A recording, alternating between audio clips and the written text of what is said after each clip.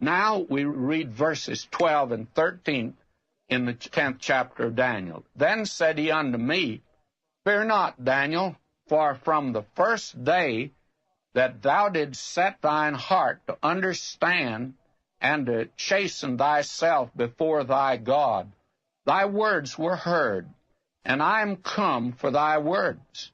But the prince of the kingdom of Persia withstood me 21 days.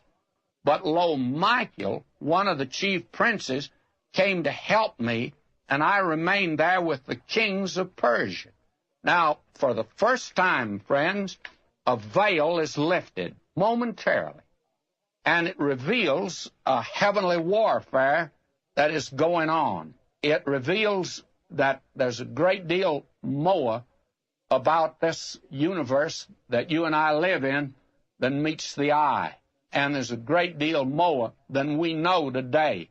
And we ought not to try to know any more, though, than is revealed. But now let's see what we have here.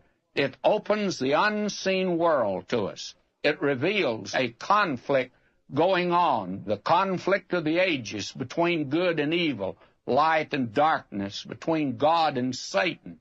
And it reveals that there are satanic forces and that there are heavenly forces. And we need to recognize today as believers that our warfare really is a spiritual warfare.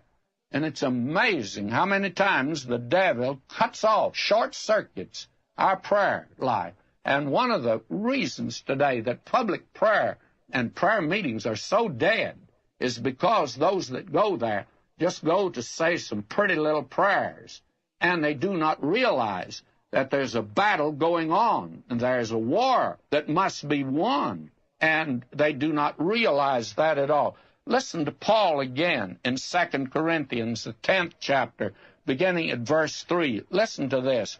For though we walk in the flesh, we do not war after the flesh.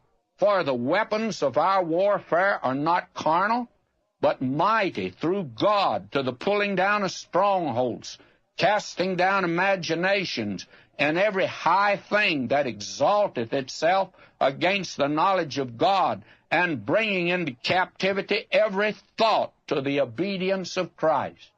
Friends, the Christian life is a bigger undertaking than any of us ever dreamed that it is. Oh, that you and I might recognize how we need the power of the Holy Spirit today in our lives, and how we need the presence of Christ today. There's a spiritual warfare going on, and some apparently don't seem to be conscious of it at all.